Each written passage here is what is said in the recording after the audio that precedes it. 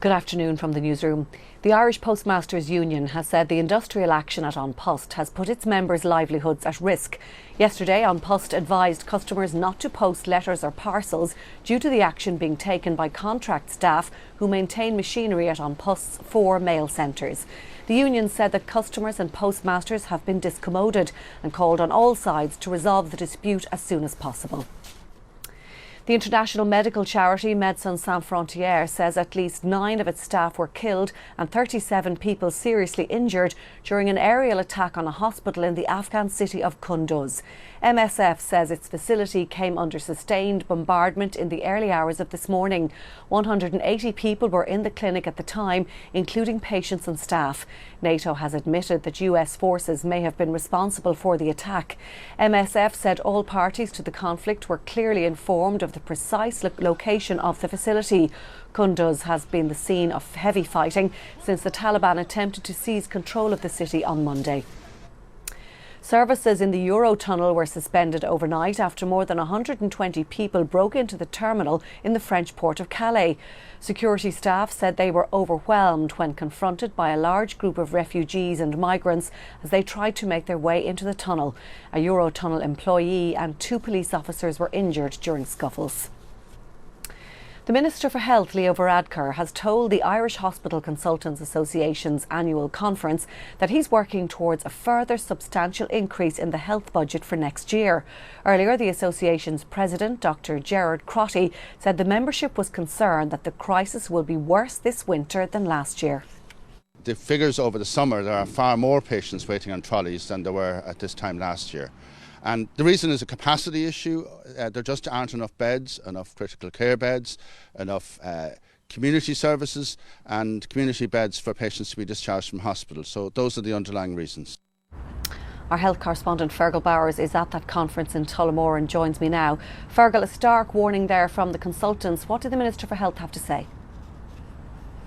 Well, this was the Minister for Health's first address to an Irish Hospital Consultants Association annual conference, and he said that hospital beds are not being used as efficiently as they could be, and also that studies show Irish doctors see fewer patients than many of their European counterparts. But he called on all consultants to fully support the implementation of the Emergency Department Task Force plan.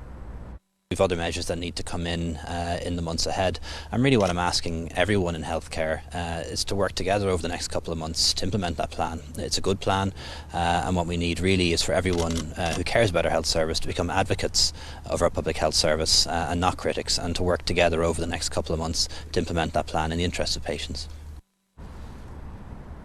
Well, hospital consultants say they're disappointed that they haven't been consulted about the implementation of that emergency department plan that should happen at this point. But they're also concerned there are 230 vacant consultant posts, which they say is putting the service under pressure.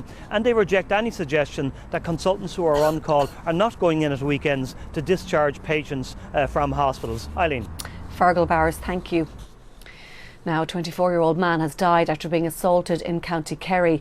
Dmitry Heinkovich, who was originally from Russia, was found unconscious outside his home in Killeen Wood in Tralee on Wednesday. 2 men arrested in connection with the assault have been released without charge. A file is being prepared for the DPP. A post-mortem examination is due to take place later today. The president of FIFA, Sepp Blatter, has rejected calls from some of its biggest sponsors to resign immediately. Coca-Cola, Visa, Budweiser and McDonald's urged him to leave now rather than next February as planned. Football's world governing body has been embroiled in a corruption scandal, and Mr Blatter is being investigated by the Swiss authorities.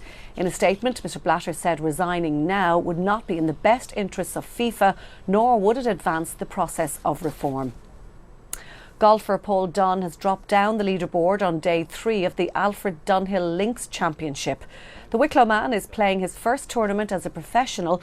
At the halfway stage, he was only 1 shot off the lead. He's currently 9 under par overall, 4 behind the leader Thorbjorn Olsen.